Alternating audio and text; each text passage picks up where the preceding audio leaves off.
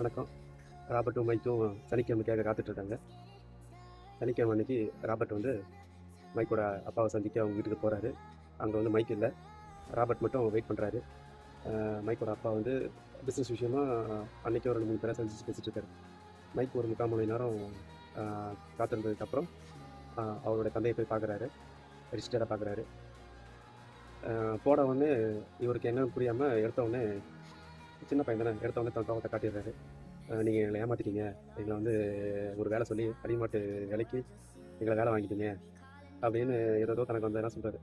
Robert இது எல்லாமே கேட்டுட்டு சின்னதாக ஒரு ஸ்மைல் பண்ணிவிட்டு அவர் ஆரம்பிக்கிறாரு. இதுலேருந்து நீ என்ன கற்றுக்கிட்ட அப்படின்னு கேட்குறாரு.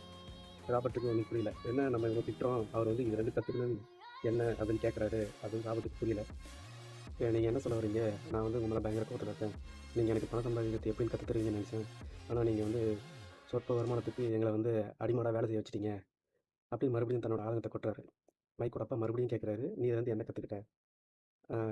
ஆனால் ராபர்ட்டுக்கு புரிஞ்சிச்சு, இவர் ஏதோ நம்மளுக்கு சொல்லிக் கொடுக்க தான் இந்த மாதிரி பண்ணியிருக்காரு அப்படின்ட்டு மறுபடியும் கேட்குறாரு. எனக்கு சரியாக புரியல, நீங்களே சொல்லுங்கள் அப்படின்னும் போது மைக்கோட அப்பா அவருக்கு அமைதியாக ஒரு வார்த்தையை சொல்கிறாரு.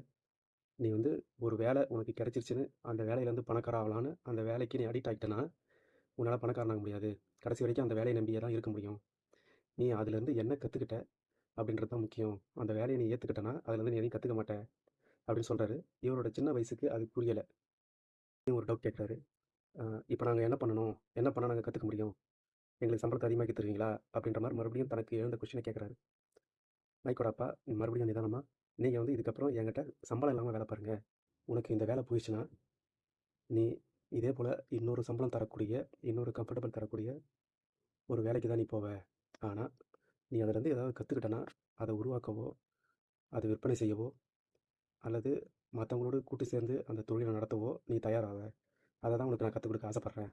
அதனால் இதுக்கப்புறம் நீ என்னுடைய கடையில் வேலை செய்யும்போது என்னன்றதை கற்றுக்கோ. ஆனால் உனக்கு இதுக்கப்புறம் சம்பளம் கிடையாது அப்படின்னு சொல்லி முடிக்கிறாரு.